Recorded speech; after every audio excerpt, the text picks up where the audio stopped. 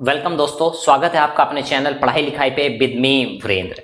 आइए दोस्तों, आज हम आपके लिए इतिहास के पन्नों से उठा के लाए हैं जापान रसिया युद्ध की कहानी 1905 की जवानी।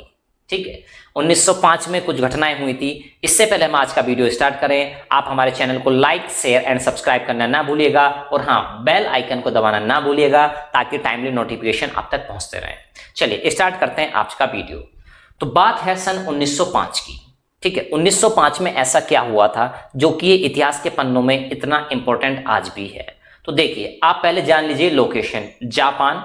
ठीक है, एम्पायर ऑफ जापान, ये बेसिकली समुद्र के किनारे किनारे बसा हुआ एक देश है, छोटा सा देश है। ठीक है, एक जगह है मंचूरिया और दूसरा साइड ये जो आपको दिखाई दे रहा है व्लादिवोस्टोक। ठीक है, ये क्या है, उस समय की बात करें तो आज की बात करें तो रसिया, और उस टाइम की बात करें तो क्या हो जाता है, रसिया एक बहुत बड़ा देश हुआ करता था, सोवियत यूनियन के नाम से जाना जाता था। ठीक, तो रसिया उस टाइम पे बहुत ही बाहुबली टाइप का था और उसके सामने जापान एक बहुत छोटा सा देश था।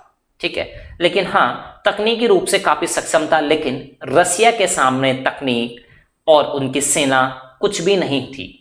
चलिए अब जानते हैं कि ऐसा क्या था जो इतना इंपॉर्टेंट है ये 1905 का साल। जापान एक छोटा सा देश जिसने तकनीकी रूप से या बात करें सैन्य रूप से मजबूत रसिया को हार का स्वाद चखाया। कब? 1905 में। आखिर क्यों जापान और रसिया एक दूसरे से भिड़े और रसिया को मुंह की खानी पड़ी, क्यों रूस को हार का सामना करना पड़ा? ठीक है, बात क्या थी, दोनों कोरिया तथा मंचूरिया पर अपना दावा ठोकते रहे। ये मंचूरिया है, ठीक है, ये इस समय आप जो देख पा रहे हैं, ठीक है, ये मंचूरिया हुआ करता था। ये है सी ऑफ जापान, बीच में सी है। ठीक है, आइए, दोनों मंचूरिया पर अपना दावा ठोका करते थे। सब कहते थे कि ये हमारी टेरिटरी है, कोई कहता था ये हमारी टेरिटरी है। जो कि आज की बात करें तो फिलहाल ये चाइना का हिस्सा हो जाता है। ठीक है, अब इसमें एक पॉइंट और इंपॉर्टेंट हो जाता है जिसका नाम है पोर्ट आर्थर। एक जगह और आप ध्यान कर लीजिएगा, ये है पोर्ट आर्थर। तो यही था मेन, मंचूरिया और पोर्ट आर्थर थे लड़ाई झगड़े की असली वजह। ठीक है, अब बात करते हैं उस समय की बात करें तो रसिया के पास, रूस के पास बहुत सारे पोर्ट थे। बहुत बड़ा देश है, आज भी बहुत बड़ा देश है, बहुत शक्तिशाली है।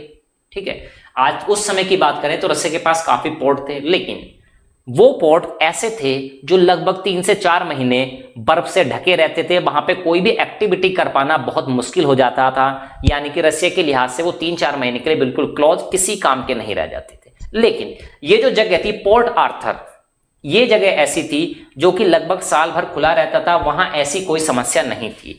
दूसरी चीज, जापान भी ग्रो कर रहा था, रसिया भी ग्रो कर रहा था।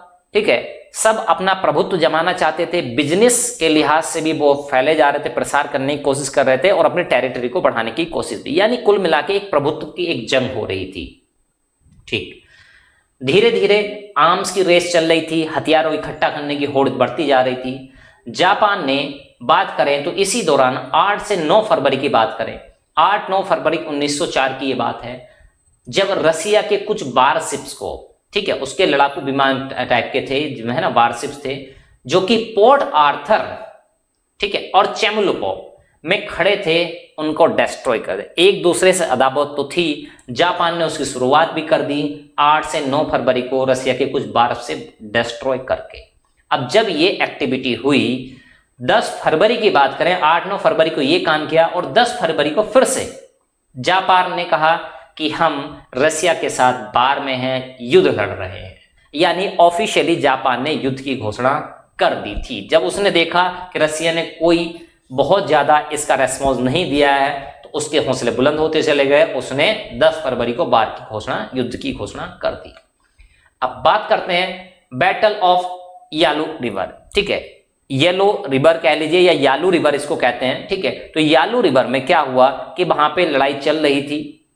अब वहां पे लड़ाई चलते चलते क्या हुआ, यालू रिवर की लड़ाई बहुत फेमस है ये भी, ठीक है, इसके बारे में भी जानते हैं।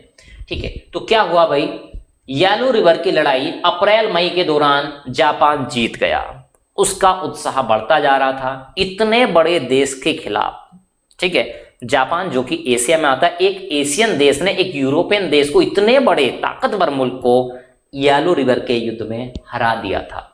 जापान के हौसले 7वें आसमान पे थे, बढ़ते जा रहे थे और एक युद्ध के बाद दूसरा युद्ध, ठीक है। जैसे बात करें नानसेन हिल्स की लड़ाई भी जापान ने जीत ली, छोटी मोटी लड़ाइयां ये जीतता चला जा रहा था।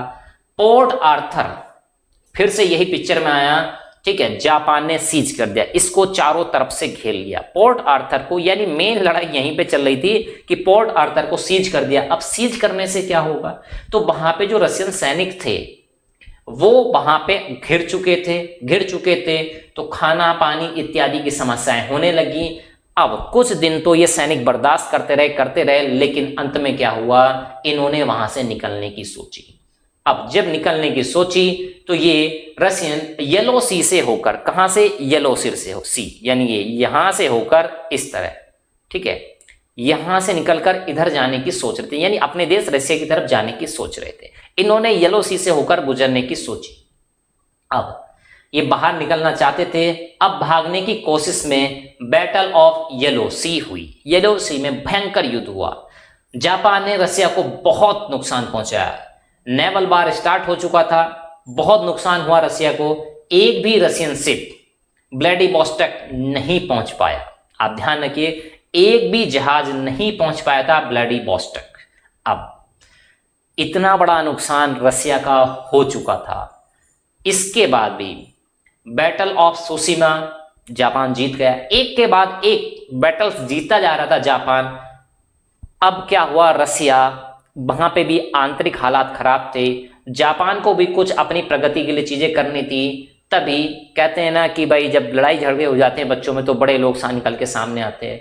1905 की बात करें, ठीक है, तब पीस ट्रीटी हुई दोनों देशों के बीच। भाई कब तक लड़ते रहोगे, तो एक पीस ट्रीटी हुई 1905 में, जिसका नाम था द ट्रीटी ऑफ पोर्टिमाउथ, ठीक है, जब ट्रीटी ऑफ पोर्ट्समाउथ, ठीक है। तो ये पोर्ट्समाउथ की जब ट्रीटी हुई तो इसमें क्या हुआ, ये जो पोर्ट आर्थर था जापान को मिल गया, ठीक है। लेकिन जापान वाले इससे संतुष्ट नहीं थे, उनको कहना था कि हमें काफी युद्ध में जो चीज हम जीते हैं उसके अकॉर्डिंग हमारे साथ न्याय अभी शायद नहीं हुआ। लेकिन रशिया को क्या हुआ, मंचूरिया भी छोड़ना पड़ा और रशिया ने मंचूरिया छोड़ दिया, यानी कि जापान का प्रभुत्व स्वीकार कर लिया था। तो ये एक छोटा सा देश, छोटा एशियाई देश, इतने बड़े शक्तिशाली बाहुबली देश रशिया को हरा चुका था। ये सब चीजें हुई 1905 में। तो आपको ध्यान रखना होगा, कोई किसी का एरिया कितना बड़ा हो, किसी के सैनिक कितने ज्यादा हों, ये बात फर्क नहीं करती है, मैटर नहीं करती है, मैटर करता है हौसला। चलिए, युद्ध नीति, रणनीति आपके नेतृत्व करता। तो ये छोटी सी लड़ाई 1905 में हुई, एक छोटे से देश जापान ने रशिया को हरा दिया था। तो कैसी लगी आपको आज की कहानी, और भी इंटरेस्टिंग वीडियो देखने के लिए देखते रहिए हमारा चैनल पढ़ाई लिखाई विद